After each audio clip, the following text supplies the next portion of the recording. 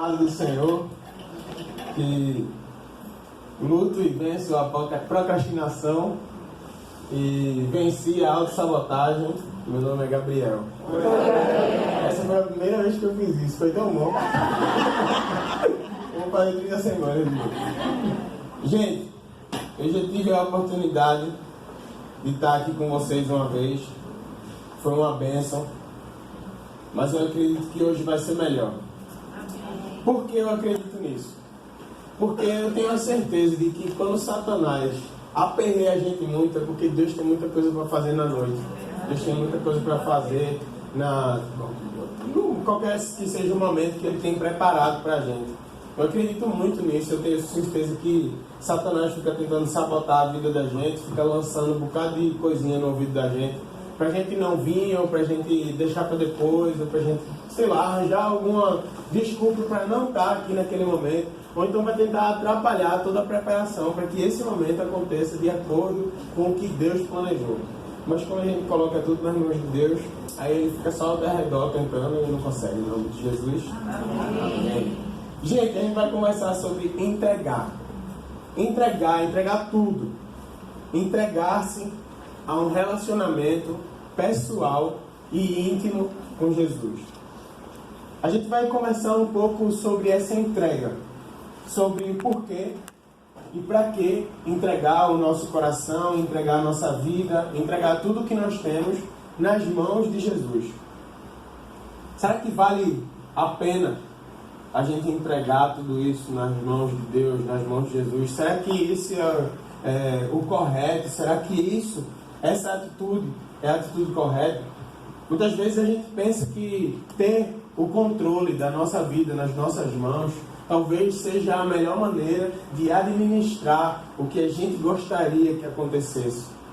É a melhor maneira, às vezes a gente pensa, de seguir em frente, de levantar todos os dias, levantar diariamente com um propósito, ou até de discernir a nossa própria vida. Porque a gente sabe o que a gente quer. A gente sabe o que é melhor para nós. Desde criança, a gente sempre soube o que é melhor para nós. Não é verdade? Sim, né? Não? Não é? Não, verdade. Desde criança, a gente sempre soube. Nossos pais nunca tiveram que nos ensinar nada, na verdade. A gente já cresceu sabendo de tudo. Nós sempre soubemos o que era melhor para nós. Não é verdade? É verdade, eu sempre soube. Quando eu era criança, eu sabia que botar o dedo na tomada era a melhor coisa que tinha para fazer. Assim, eu disse à minha mãe, eu dizia, mãe, vou botar o dedo na tomada. Ela, menino, não faz isso. Talvez se eu tivesse botado o dedo na tomada, sabendo que era o melhor para minha vida, eu não estivesse conversando aqui com você hoje. Mas, isso é algo que a gente sempre pensa. A gente sempre acha que a gente sabe o que é melhor para nós. Quando eu fiz 15 anos, eu tinha a certeza de que eu não sabia de nada, mas eu fingia que eu sabia de tudo para dizer ao meu pai que ele não sabia de nada. Quando eu fiz 18 anos, eu realmente achava que eu sabia de alguma coisa. Quando eu fiz 25, eu tive a certeza de que eu não sei de nada. Quando eu fiz 30 anos, esse ano passado, eu mais uma vez tive a confirmação do Senhor de que nada sei, nada saberei durante o resto da minha vida se não for Ele que disser. A gente precisa entender que a gente se entrega ao Senhor, que a gente entrega a nossa vida a Jesus, que é necessário essa entrega, porque desde criança a gente não sabe o que é melhor para a nossa vida. A gente realmente precisa sempre, ao decorrer da nossa história, de discernimento e de direção, mas a gente precisa de direção sempre de pessoas mais experientes. Como eu disse, se eu tivesse seguido a minha própria direção, talvez eu não estivesse aqui, ou talvez você não estivesse aqui. Se seus pais não tivessem dito a você o que você deveria fazer, ou cuidado de você na sua infância, você não chegasse até esse momento de hoje. E isso vale porque Jesus diz que nós precisamos ser como crianças ao nos achegarmos a Ele. E eu entendo dessa forma também. A gente precisa ser como criança para ter sempre o direcionamento do nosso Pai e entender que é o direcionamento dele que vai nos levar a dias melhores, a relacionamentos melhores. Que vai nos ensinar o que é que nós somos, quem nós somos e o que viemos fazer aqui. Veja, uma das primeiras coisas que nós aprendemos aqui nesse ministério, quando a gente chega aqui, é que nós não somos o nosso pecado. Nós não somos aquilo que nós fazemos. Que a partir de um relacionamento com Deus, nós nos tornamos filhos de Deus. A partir de um relacionamento com Cristo, a gente se torna filho de Deus. Isso é algo que a gente não consegue fazer sozinho. Você não consegue se tornar um filho de Deus simplesmente porque você quis.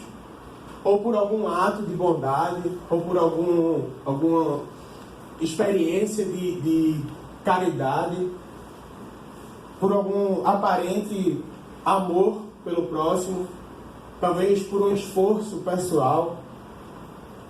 A única coisa que nos faz filho é aceitar o único e suficiente sacrifício de Jesus para a nossa vida. Quando nós aceitamos e declaramos que aceitamos isso, instantaneamente nós podemos nos tornar filhos de Deus. A gente precisa entender que os filhos de Deus são reconhecidos por crerem em seu nome. O Evangelho de João, no capítulo 1,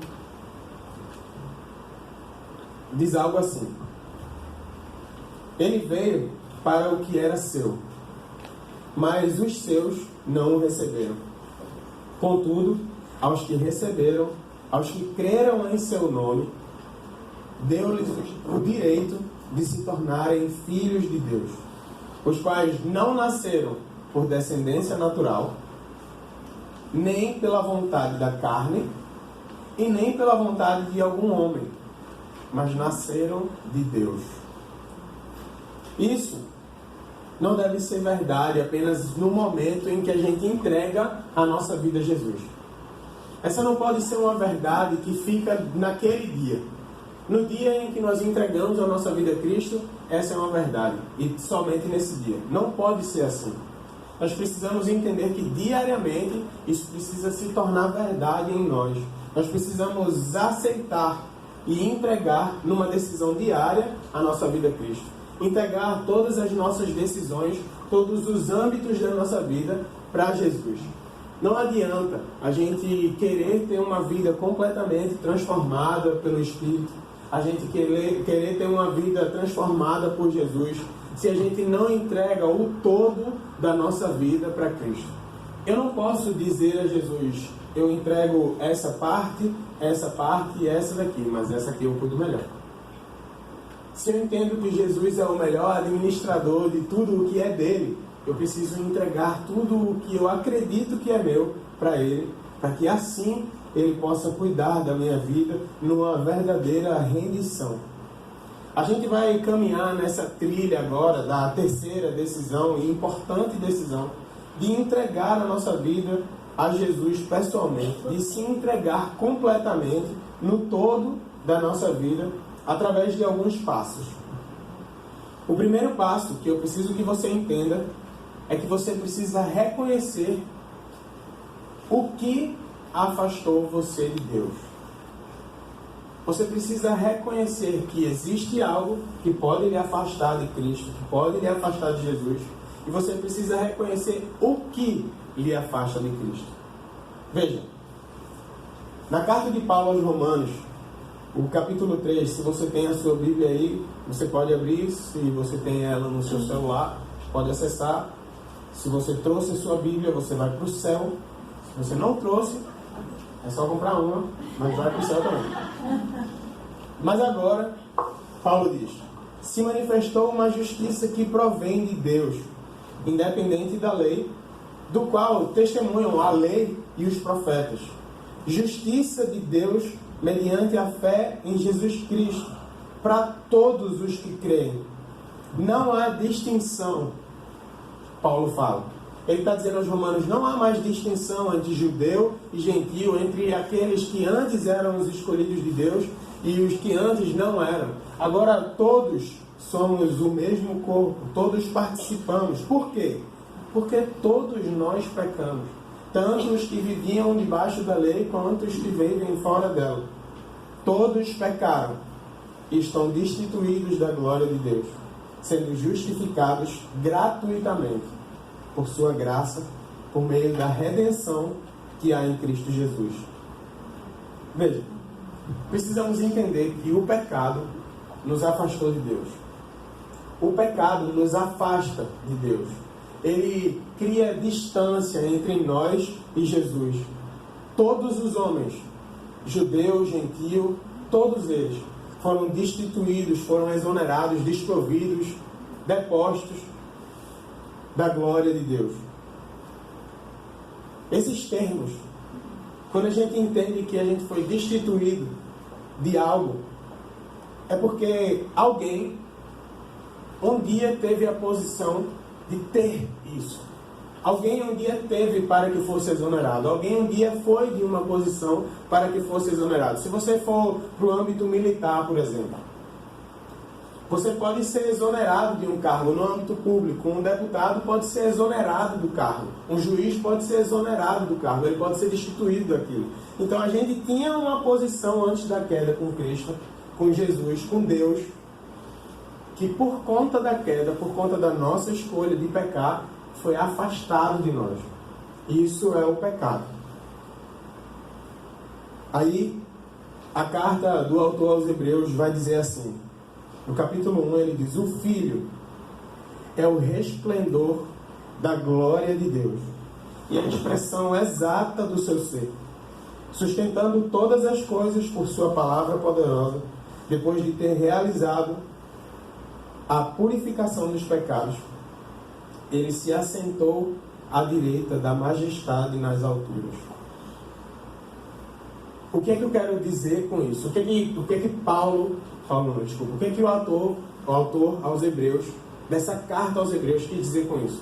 Ele quis dizer que através de Jesus, que é a plena glória de Deus, que é a consumação de tudo o que é Jesus, de que é Cristo, de que é Deus junto com Ele, pode resgatar essa nossa posição.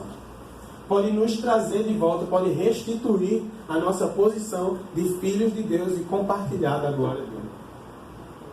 Nós podemos ser resgatados da nossa maneira vazia de viver, afastada de Deus, para experimentar o resplendor da glória do Pai, que é o próprio Filho. Porque pelo sangue dele, pelo sacrifício que um dia ele fez, e se a gente aceita esse sacrifício, ele nos torna filhos. Por conta desse sangue, nós fomos comprados, nós fomos amados e fomos resgatados, restituídos. Veja o que a primeira carta de Pedro fala. Ela diz assim: pois vocês sabem que não foi por meio de coisas perecíveis, como prata ou ouro, que vocês foram redimidos da sua maneira vazia de viver, que lhes foi transmitida por seus antepassados, mas pelo precioso sangue de Cristo, como de um cordeiro sem mancha e sem defeito, conhecido antes da criação do mundo, revelado nesses últimos tempos em favor de vocês. Não há nada que possa restituir a nossa posição com Cristo, que possa nos trazer de volta, ou como a música fala, que possa quebrar esse abismo que existe, ou que pode existir entre nós e Deus, senão o sangue de Cristo. Nada é poderoso o suficiente, nem todo o dinheiro do mundo, nem toda a prata, nem todo o ouro, nem todas as boas ações, nem todas as coisas por esforço próprio que a gente poderia, talvez, um dia conseguir fazer. Nem todo o esforço de seguir uma lei, como ele diz, poderiam nos resgatar, poderiam restituir, poderiam nos trazer de volta e nos aproximar de Deus, senão o sangue de Cristo. Então a gente precisa entender, refletir, pensar. Ainda existe alguma coisa que afasta você de Deus? Ainda existe alguma coisa que me afasta de Jesus? E aí a gente precisa entender a amplitude disso. A gente não pode se ater a somente os pecados que são, entre aspas, conhecidos. Por exemplo, imoralidade sexual, adultério, enfim, tantos outros. A gente precisa entender que o pecado é tudo aquilo que nos afasta de Deus. Assistir um filme na Netflix é pecado? É uma pergunta para vocês. Não. Mas se eu deixo de ter tempo com Deus, porque eu assisto muito Netflix, porque eu fico vendo série o dia todo e acabo perdendo o meu trabalho, acabo perdendo minha faculdade, acabo perdendo de ter um tempo com Cristo, isso se torna algo que me afasta de Deus? Sim. Então a gente precisa entender e pensar: o que é que tem me afastado de Deus? Tudo isso é o chamado pecado. Se é algo bom, que seja usado sabiamente. Se é algo ruim, que não seja usado. Mas se a gente usa algo bom exageradamente e isso nos afasta de Deus, isso é pecado. Água demais mata a planta.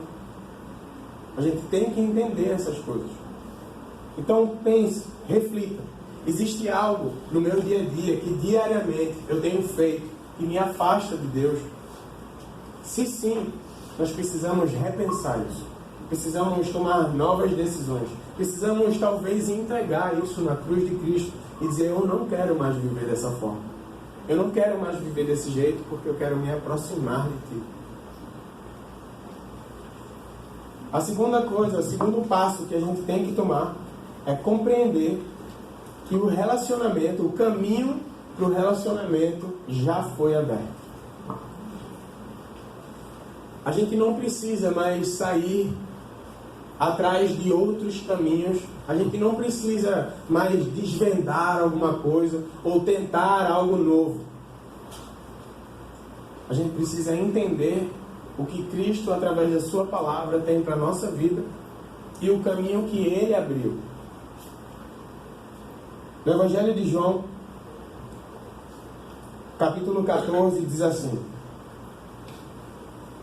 respondeu Jesus: eu sou o caminho, a verdade e a vida, e ninguém vem ao Pai a não ser por mim. Aí provavelmente algum discípulo pode ter perguntado a ele: mas Jesus, isso vai excluir o pensamento daquelas pessoas boas que pensam assim: mas todos os caminhos levam a Deus. Aí ele disse assim: então escreve aí: eu sou o caminho, a verdade e a vida, e ninguém vai vir ao Pai se não for por mim. Não adianta a gente achar que existe outro caminho ou que a gente pode buscar de uma forma diferente essa reaproximação e essa entrega completa a Deus, se não for pelo caminho que é Cristo. Se não for pelo caminho que é a verdade que há nele, que é a vida que existe nele. Ele disse.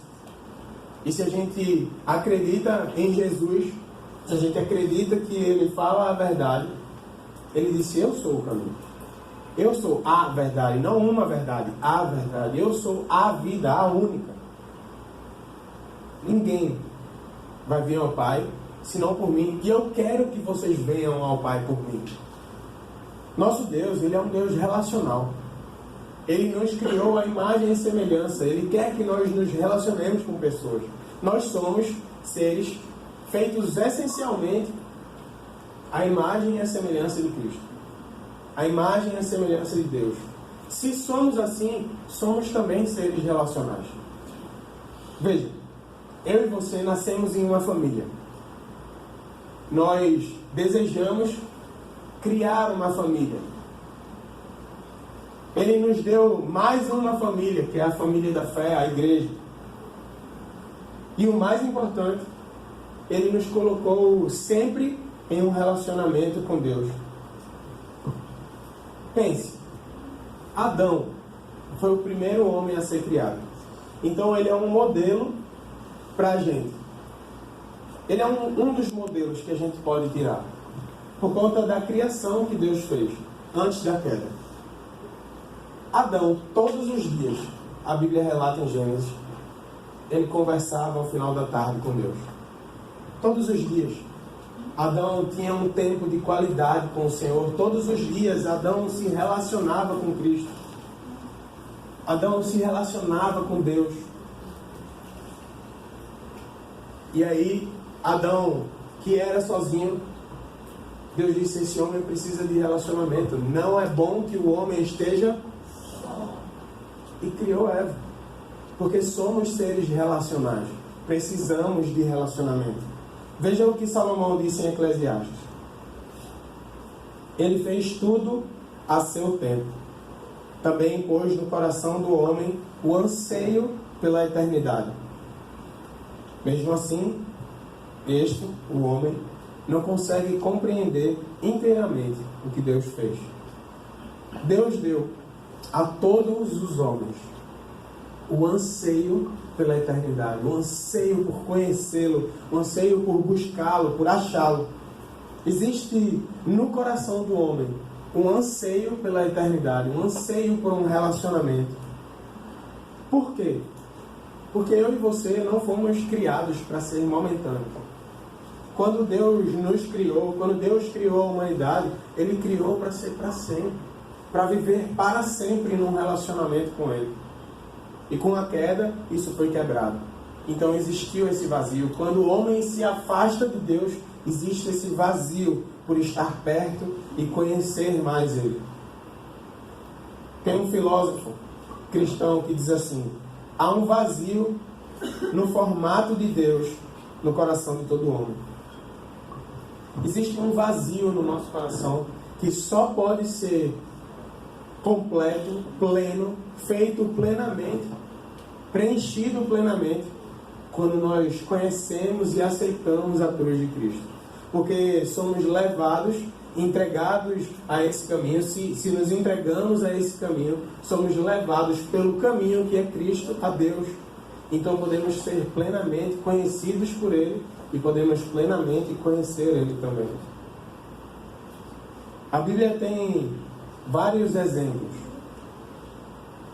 desse caminho que nos leva a Deus, desse mediador. Veja, em 1 Timóteo diz assim: pois há um só Deus e um só mediador entre Deus e os homens, o homem Cristo Jesus. 1 João dizia: o testemunho é esse, que Deus nos deu a vida eterna e que essa vida, a vida eterna, está no seu Filho. Através de Cristo, e somente através de Cristo, nós podemos ser salvos, podemos ser livres, podemos ser redimidos, transformados e capacitados para essa nova vida que Ele tem para nos dar. Lá em Hebreus, capítulo 10, diz assim: tendo, pois, irmãos, ousadia para entrar no santuário, pelo sangue de Jesus, pelo novo e vivo caminho que Ele nos consagrou, pelo véu, isso é, pela sua carne, e tendo um grande sacerdote sobre a casa de Deus. Antes, na antiga aliança, só poucas pessoas podiam entrar na presença do Espírito Santo. Hoje, nós temos o Espírito Santo na nossa presença, nós temos a presença de Deus acessível através desse mediador que é Cristo. Nós podemos viver pelo sangue de Jesus, a sua presença em um relacionamento com Ele face a face, todos os dias. Eu já conversei com algumas pessoas que, ao ler alguns livros da Bíblia, a história de Moisés, diziam assim: cara, eu queria ter esse relacionamento que Deus tinha com Moisés. Imagine você lá, e aí Deus falasse para você: fique de costa, que eu vou passar entre a fresta dessas duas pedras, porque senão você pode morrer. Imagine quanta glória, como deveria ser bom. Eu falei: eu não queria não. Para que eu vou querer isso? Eu posso ver Jesus face a face, eu vou ver Deus de costa. Hoje, um novo relacionamento com Jesus Cristo a gente pode ter todo dia, face a face. Dentro de nós, o Espírito Santo que passou, que podia matar Moisés, hoje está do nosso, dentro da gente. E eu vou querer de costas com Jesus, nem ver. Passou ali atrás, no meio de duas pedras. Eu não quero isso. Eu quero me entregar a um relacionamento completo, verdadeiro, pleno, onde eu posso ver Cristo face a face, cuidando e direcionando a minha vida. Outro passo que a gente precisa entender e tomar é aceitar o amor de Deus por nós. Veja, João 3,16 diz que porque Deus tanto amou o mundo, que deu o seu único filho, o seu filho unigênito, para que todo aquele que nele crê não pereça, mas tenha vida eterna. A gente precisa entender que o amor é como uma comunicação. Ele não está só em quem fala, ele está em quem recebe. Uma comunicação perfeita não é eu falar da melhor maneira, é que você entenda o que eu quis dizer. É que você entenda perfeitamente aquilo que eu quis passar. É isso que Deus tenta nos dizer aqui. Eu amei tanto o mundo, e você precisa entender isso, que eu dei o meu único filho. O único filho que eu tinha. Para que através do sacrifício dele, você pudesse se achegar novamente a mim. Você pudesse mais uma vez estar perto de mim. Ele não amou apenas o mundo. Esse texto que a gente leu deixa claro que Deus alcançou o mundo sim, mas o mundo todo. E a gente tem 3 significados para a palavra mundo na Bíblia. A primeira é a questão geográfica, mundo, as coisas, o mundo físico, o planeta. A segunda é um mundo filosófico, ou a cultura, um comportamento errado, um jeito errado de ver as coisas, um pensamento positivo, pensamento da terra, coisas que são contrárias ao céu. Em 1 João ele diz assim: não amem o mundo e tudo que nele há. Se alguém amar o mundo, o Pai não está nele. O amor do Pai não está nele. E a terceira classifica o mundo como pessoas. Deus tanto amou, e aí a gente pode tirar o mundo e substituir por as pessoas.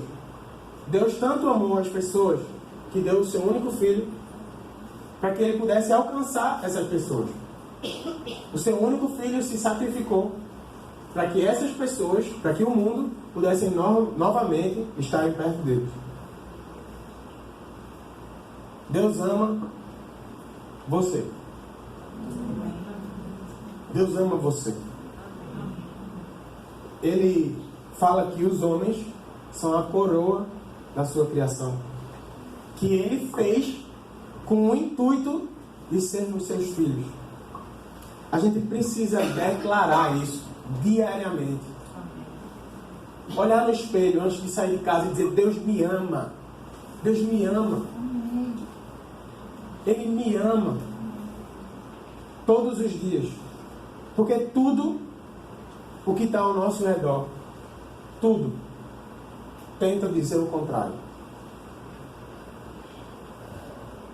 As propagandas que saem na televisão, as novelas que passam na televisão, em sua grande maioria, as pessoas que são tidas como sábios desse mundo, dessa era, tentam lhe dizer que tudo é relativo, que não existe uma só verdade, que não existe um amor verdadeiro.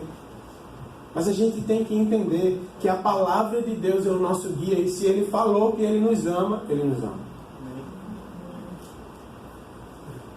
Você precisa dizer isso, colocar isso para fora.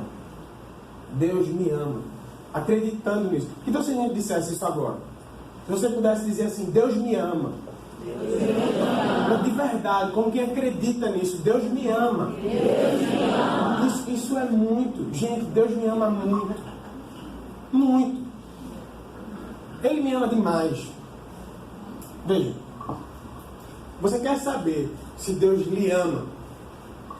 Pense assim: está lá Jesus, tudo perfeito, tudo que ele vivia era perfeito, ele vivia numa comunhão perfeita com Deus e o Espírito Santo, tudo maravilhoso, tudo a melhor maravilha. Imagine assim, feche seus olhos e imagine a melhor maravilha do mundo.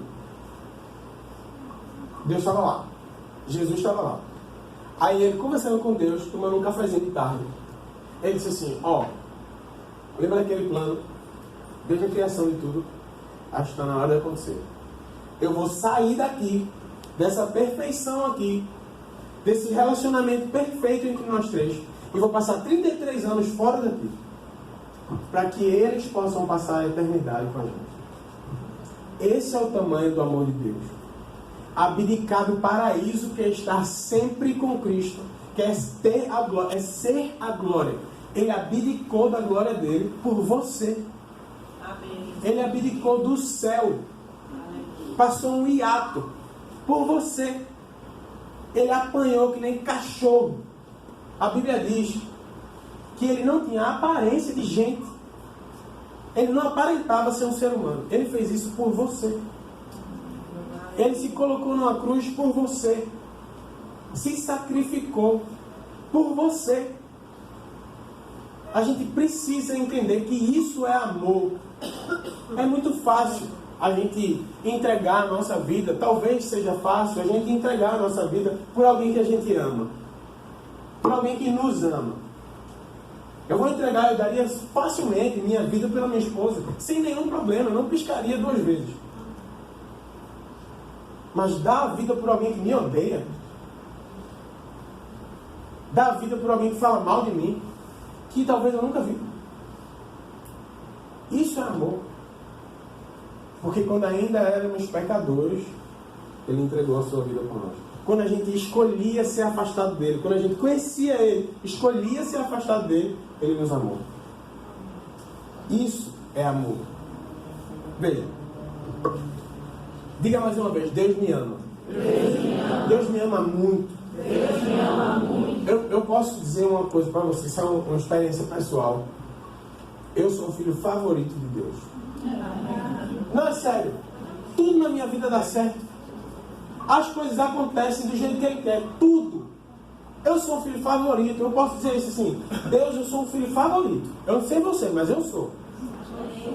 Sabe por quê? Você quer saber o segredo? Porque eu escolhi ser. Teve um dia que eu disse assim, agora eu sou o filho favorito de Deus. Eu estava sentado.